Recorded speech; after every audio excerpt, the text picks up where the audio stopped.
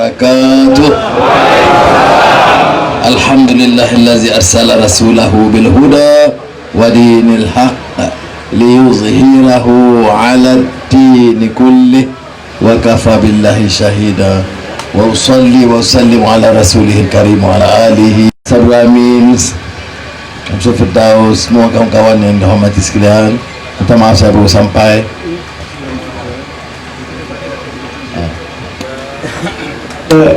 Ada kereta menghalang pintu jiran kita. PRW 14, kereta PRW 14, tolong gerakkan. Ini jadi Perdana Menteri bukan langgar kau seorang. Itu budaya lama. Jadi baru saat ini saya bagi satu lagi arahan. Saya tidak mau ada budaya cendera hati, cendera mata, ya, kerana ini membebankan. Pertama, dia melanggar dasar etika, akhlak, kerana orang bagi itu kerana jawatan. Kedua, dia membebankan. Ada pengalaman saya mula-mula jadi Menteri Kebudayaan Belia dan Sukan, saya ke Kelantan. Pengarah Kebudayaan Belia dan Sukan itu teman saya di Universiti Melaya. Jadi dia bagi saya samping dan macam-macam dia. Jadi saya kata, dari mana peruntukan mana? Dia kata bukan dari peruntukan kerajaan. Jadi dari dia kutip dari semua staf. Saya kata tak mensabar, sebab gaji saya 10 kali ganda daripada staf kamu. Tapi demikianlah, maka saya bagi arahan. Dan hari ini saya keluarkan arahan semula kerana saya akan mula berkunjung. Dan tapi saya nak bagi pisang ke apa semua okey. Dan rupi keledai Jepun dah lawak tadi. Keledai mana panggil? Keledai Jepun Dari Muar. Nanti boleh bawa lah. Tapi jangan banyak saya, nanti saya jual. Baik, tadi apa kesan kemenangan? Saya diperingatkan dalam tausiah yang minggu lalu. Apa dia? Pengalaman bila Rasulullah SAW dapat menawan Mekah Mukarramah atau Mekah.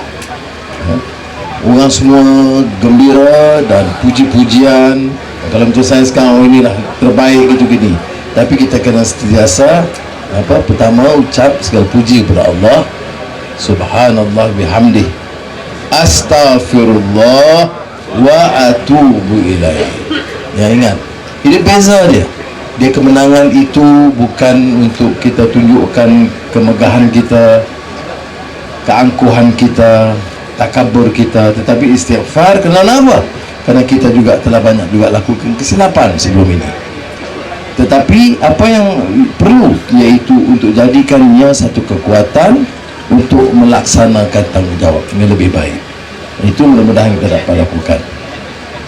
Sebab itu saya dalam beberapa seminggu dah ni, saya tak jawab sangat serangan-serangan dan fitnah. Kita tumpu laksanakan dan kita buktikan, ya, baik atas nama Melayu dan budaya Melayu, atas nama Islam, akhlak Islam dan pelaksanaan syiar Islam, atau jaminan kemanusiaan bagi setiap warga kita, sama ada dia Cina atau India atau Dayak atau Kadazan. Inilah masa kita beri makna apa arti keadilan bagi semua rakyat Indonesia. Kebetulan bulan lalu saya terbitkan kupasan mengenai Munyatul Musalli. Itu kitab mengenai salat. Ini saya sentiasa tegaskan dan peringatkan terutama muslimin dan muslimat. Apa dia? Syekh Abdullah Daud Fatani, ulama besar Kepulauan Melayu, menulis pada tahun 1517. Dia pengarang, pejuang dan juga ulama terkenal. Dia tulis 1517. Banyak buku-buku lain, tapi di antara yang saya sanggup kupas ialah Munyatul Musalli kerana tak tebal sangat dan ceritanya mengenai semua aspek penyempurnaan solat.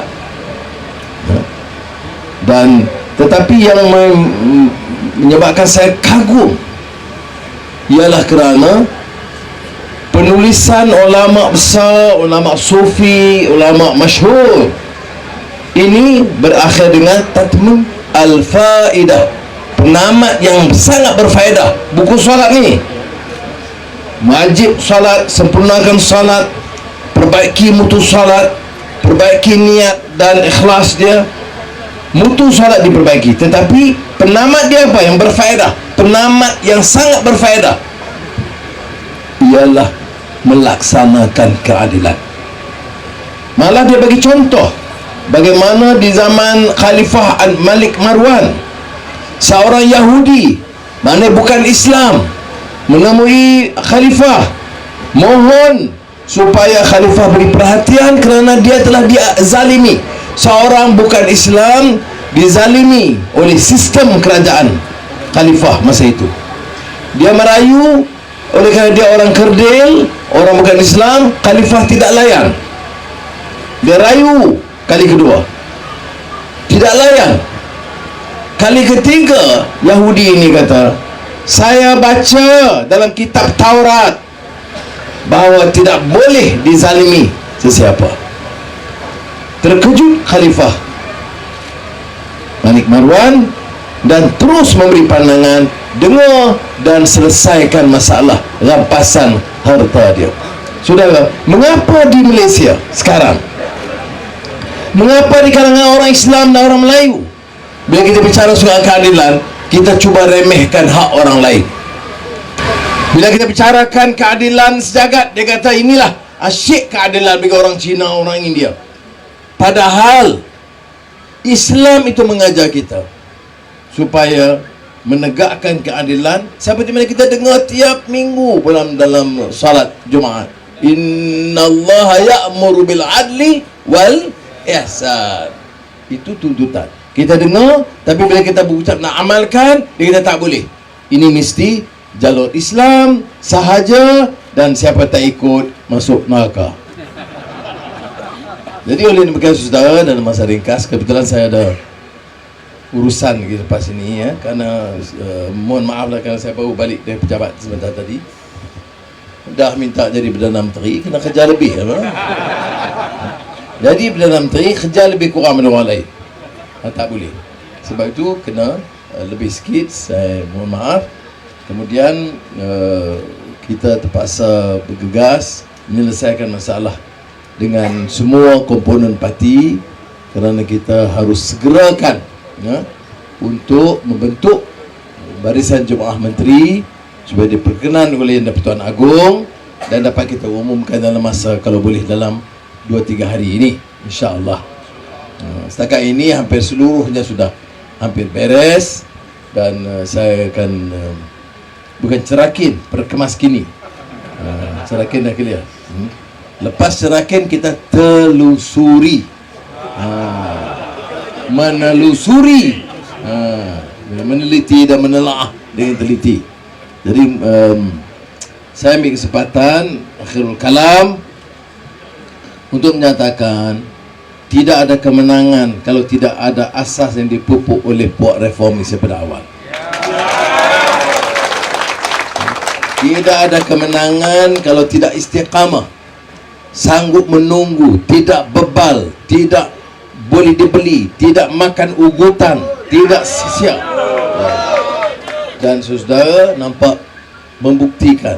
Tapi tentu dalam perjalanan yang panjang, ada yang tempang, ada yang tewas, ada yang lelah, dan ada juga yang meninggal dunia. Ya. Jadi tak apa. Tapi alhamdulillah.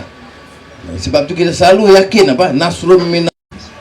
Maknanya kalau kita yakin, tidak hari ini, hari tidak tahun ini, tahun tidak decade ini, decade lawan tetap lawan sampai alhamdulillah. Dah menang. Jadi alhamdulillah. Mana? Karena niat itu. Tapi kena ingat, kemenangan sebenarnya apa dia? Dapat keridhaan Allah dengan menegakkan keadilan. Itu baru dah garis. Ini garis permulaan. Jadi kena juga tuntut kesabaran dan kebijaksanaan serta kewarasan, Pak. Waras. Dia sambil makan ubi sambil fikir waras. Suruh buat Jawa ni. Jadi sekali lagi saya ucap terima kasih. Kita akan bersalaman. Sudah boleh dengar lagi tausiah lagi. Siapa nak pergi? Ustaz Badrul Amin. Saya terpaksa bergegas untuk selesaikan. Dan besok 8 pagi ke Istana Negara, 10.30 pagi Istana Kentah Perak. Karena lepas itu solat jemaat di Tambun dan kenduri rakyat untuk terima kasih kepada Tambun.